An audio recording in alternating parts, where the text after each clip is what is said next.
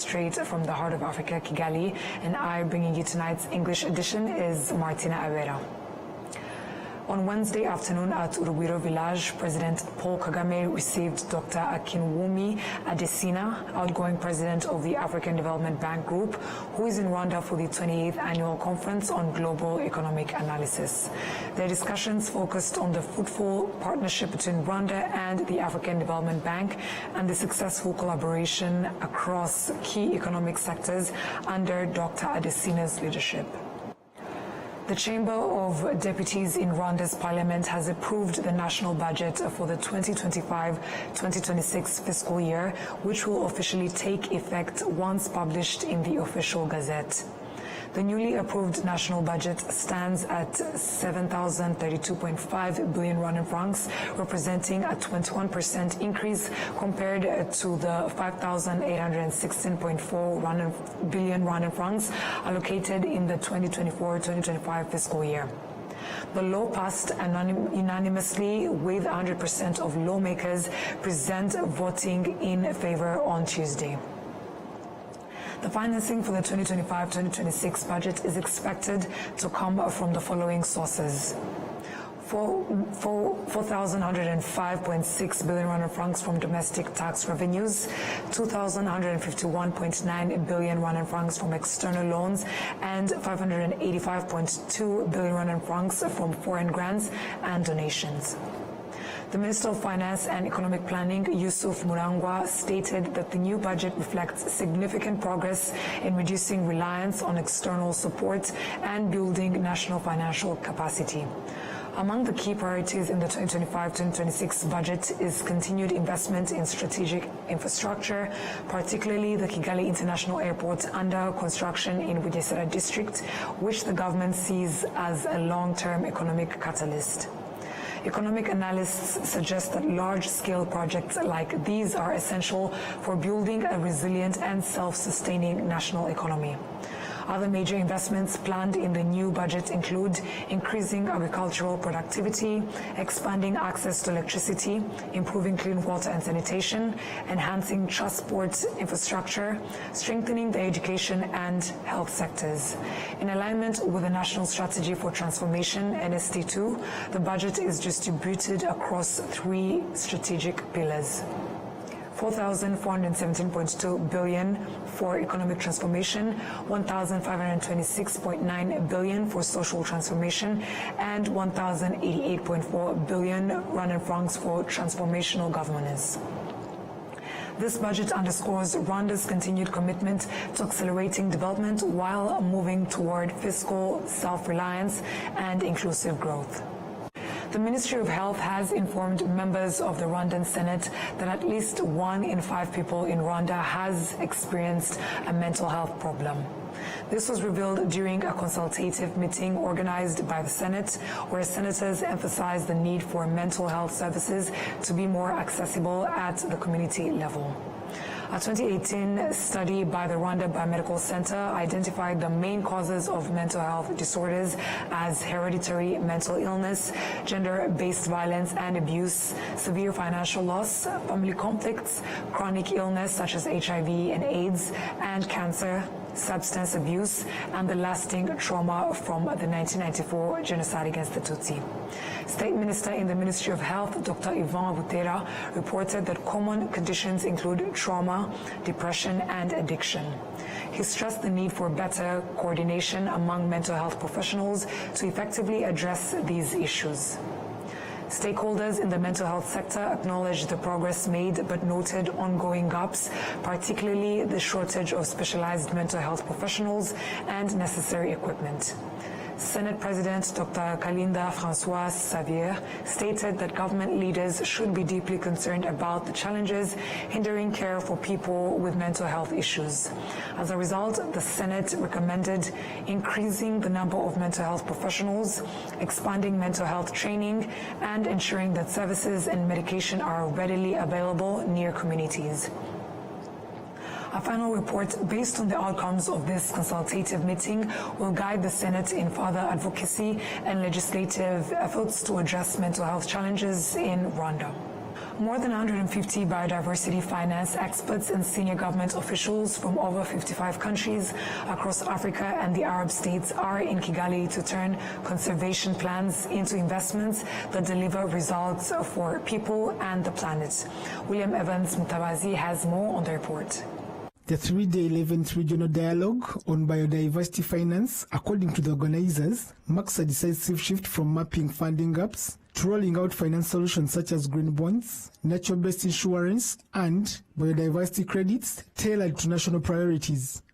The Director General of Rwanda Environment Management Authority, Juliet Kabera, revealed that they are looking forward to agreeing on the priority areas to have these resources channeled. The biodiversity finance, or biofin in short, is a platform that that was put in place to be able to identify the new money. I'm calling it new money because we know traditionally we get financing from the ministries of finance, but that is not enough because of other competing needs.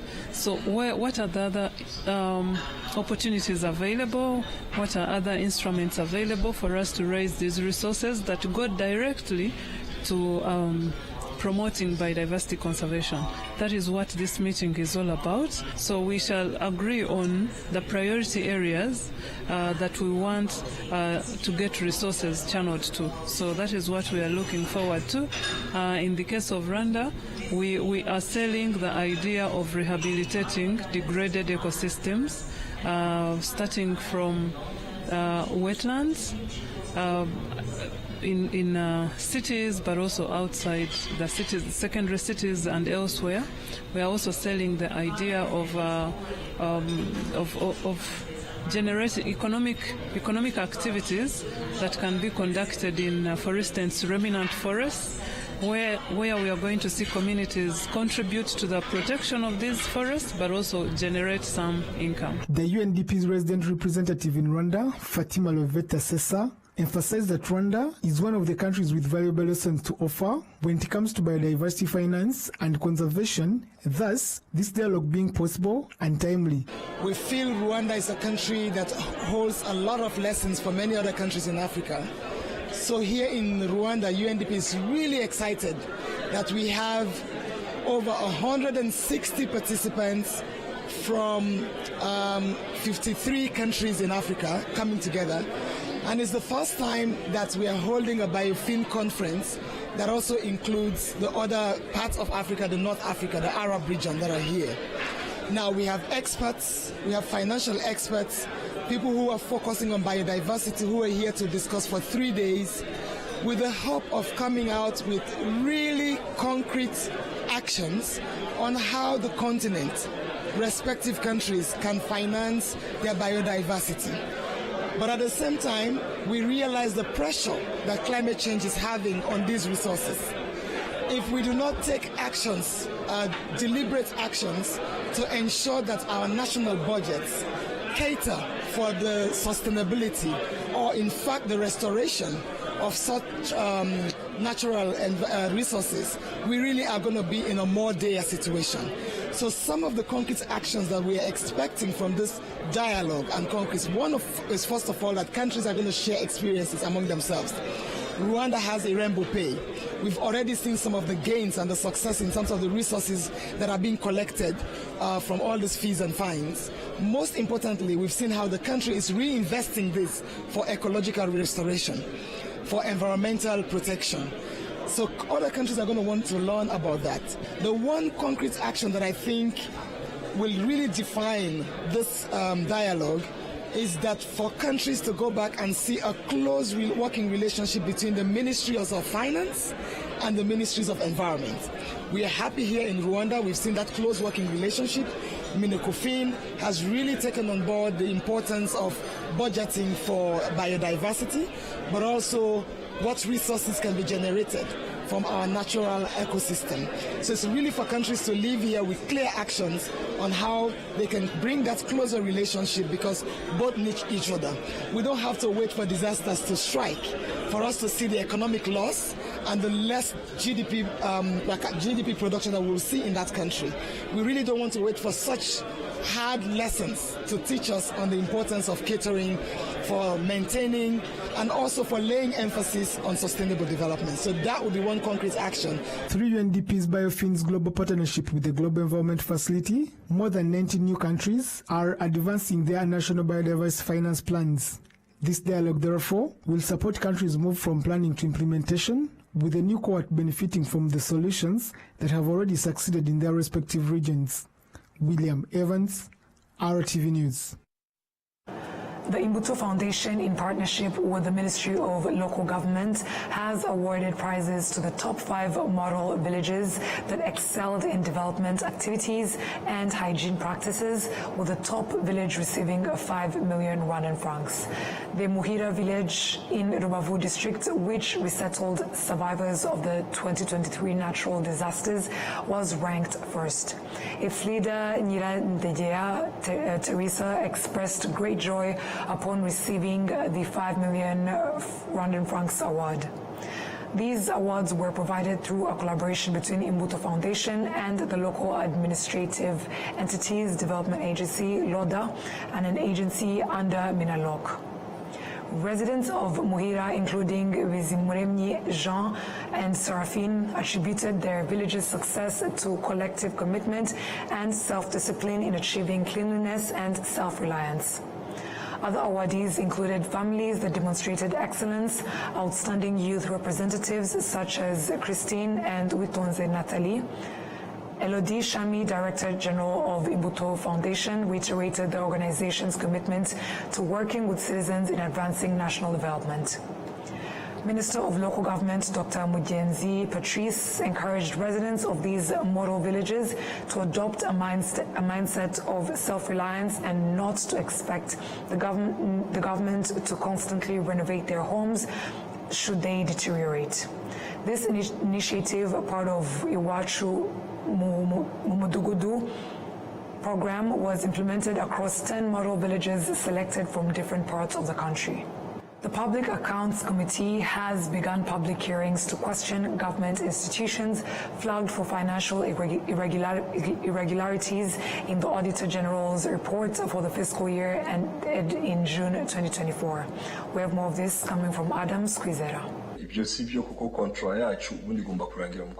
The first institution summoned was the Rwanda Transport Development Agency, RTDA. One of the key issues raised by members of PAC concerned the road construction and maintenance problems. The Muhanga-Ngororero Road was cited as an example of poorly executed project, both during its initial construction and subsequent maintenance. The same situation applies to the Muhanga-Ngororero Road, where residents constantly live in fear of landslides from the surrounding hills before debris reaches the road. This issue has been observed in several parts along that route. RTDA Director General Imena Munyamenda explained that poor state of some road segments resulted from neglected maintenance, but he assured that a new feasibility study has been completed. The users of the road can now be optimistic. When we carry out emergency interventions, our objective is to identify and improve critical spots. We focus on areas that are damaged and prioritize their maintenance based on the available budget. The positive news is that we've already considered a long-term solution. We are now finalizing feasibility study to ensure the sustainable rehabilitation of this road. The chairperson of PAC, Mohako Valence, pointed out that RTD has repeatedly made similar mistakes, particularly the failure to monitor and maintain roads effectively.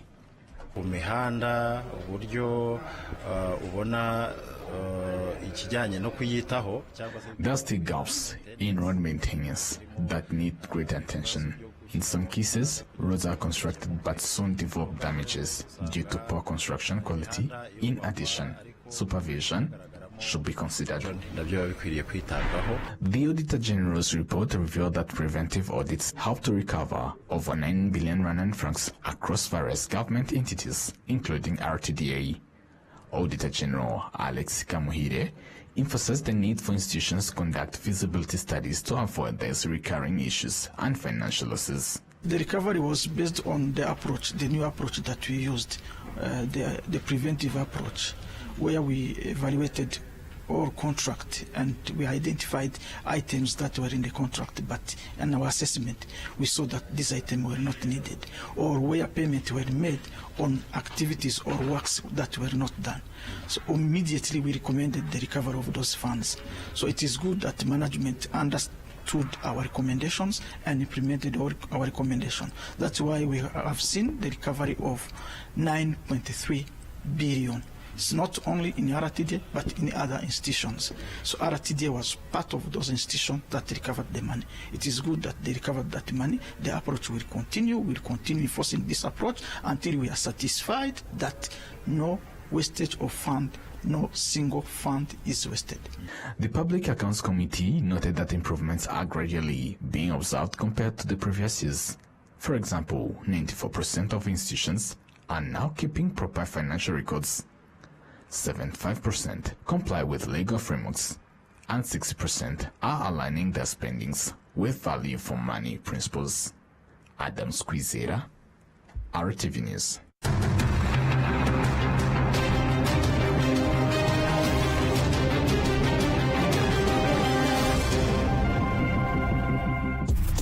During life's moments, laying hooks,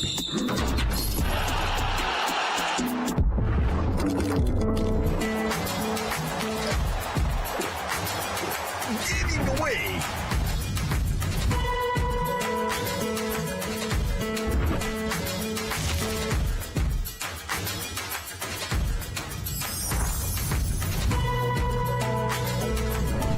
making moves,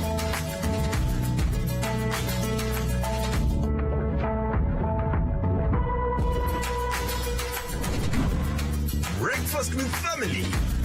Inyanje is always there. Whatever the occasion, whatever the moment, always ask for Inyanje. Nyiri muto arababwiraga data bati ntabwo wagira umukamo mwinshi utunze inka imwe, ariko ntiyigeze acika intege. Mama akinjira mu bucuruzi hari abamubwiraga bati ntabwo watera imbere udakorera mu iduka rigezweho, ariko ntibyamusubije inyuma, yakoranaga umwete. Njya muri kaminuza hari abanshidikanyagaho bavuga ko nashobora kaminuza naturuka mu muryango wifashije, ariko byarangiye nanditse amateka mashya. Igihe cyo gutera ishema umuryango wanjye kigeze, bamwe bakomeje kumbwira bati ntabwo watera umuryango wawe ibyishimo n'ishema, ariko narabishoboye. Hari abakekaga ko nasigira umurage ukomeye abankomokaho, ariko ubu mfite uruganda rutunganya amata. Banki ya Kigali yabaye umufatanyabikorwa wanjye mu rugendo rwose, inzozi zanjye ziba impamo. Bigereho. Muyobozi wa sosiyete, turakwibutsa ko buri sosiyete isabwa n'itegeko kubika ibitabo bya sosiyete ndetse no gushyikiriza RDB amakuru abikubiyemo. Ibyo bitabo birimo igitabo cy'abanyamigabane, icy'abagenewe inyungu ku migabane, inyandiko y'amakuru ya sosiyete, ibaruramari ngarukamwaka n'izindi. Gutanga amakuru y'ugenewe inyungu ku migabane wanyura kuri bo.rdb.rw, naho gutanga izindi nyandiko ukanyura kuri org.rdb.rw.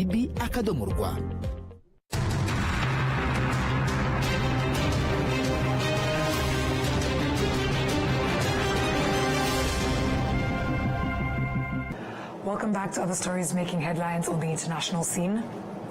Explosives on an armored vehicle have killed 7 Israeli soldiers in Gaza. Since the beginning of the Israel-Hamas war on 7th October 2023, after Hamas-led militants attacked Israel, more than 860 Israeli soldiers have died, over 400 of those while fighting in Gaza. Euronews with more. 7 Israeli soldiers were killed in the southern Gaza city of Khan Yunis when an explosive device attached to their armored vehicle detonated. That is according to an Israeli military spokesperson. נשלחו כוחות חילוץ ומסוקים לנקודה. הם ביצעו ניסיונות לחלץ את הלוחמים, אך ללא הצלחה. מדובר באירוע מורכב שעדיין מתוחקר. לכשיסתיים התחקיר, נציג אותו קודם כל למשפחות ואחר כך לציבור. It comes a day after Gaza health officials reported at least 44 people were killed when Israeli forces and drones opened fire towards a crowd of Palestinians. They were waiting for aid in separate incidents in southern and central Gaza on Tuesday. Since the start of Israel's operation against Hamas, which started after an attack by the militant group in southern Israel on October 7, 2023, Israel says more than 860 of its soldiers have been killed.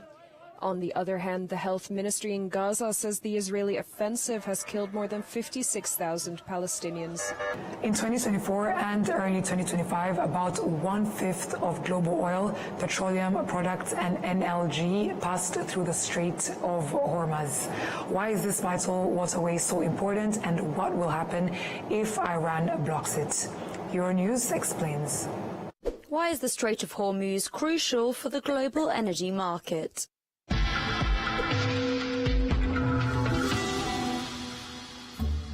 On the 22nd of June, Iran's parliament voted to close the Strait of Hormuz, in retaliation against Israeli and US strikes on the country aimed at nuclear sites. For economists, such a move could wreak havoc across global markets. The final decision to close the strait lies with Iran's Supreme National Security Council, which has not ordered any closure as of yet and has never carried through past threats.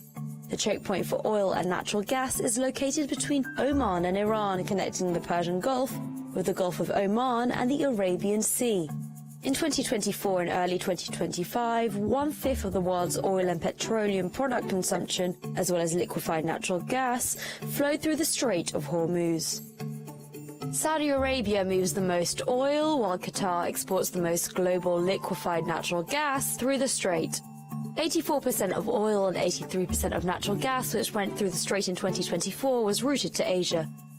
While Europe is less reliant on energy resources flowing through the strait, if it were to close, it could face the devastating repercussions of rising global oil and gas costs.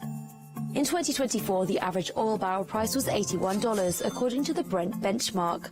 But analysts forecast prices could exceed $120 per barrel if Iran carries its threats through. And that Euronews story marks the end of our English news bulletin. Before we close off, let's have a quick recap of our headlines. On Wednesday afternoon at Urugwiro Village, President Paul Kagame received Dr. Akinwumi Adesina, outgoing president of the African Development Bank Group, who is in Rwanda for the 28th annual conference on global economic analysis. More than 150 biodiversity finance experts and senior government officials from over 55 countries across Africa and the Arab states are in Kigali to turn conservation plans into investments that deliver results for people and the planet. And on the international scene, explosives on an armored vehicle have killed 7 Israeli soldiers in Gaza.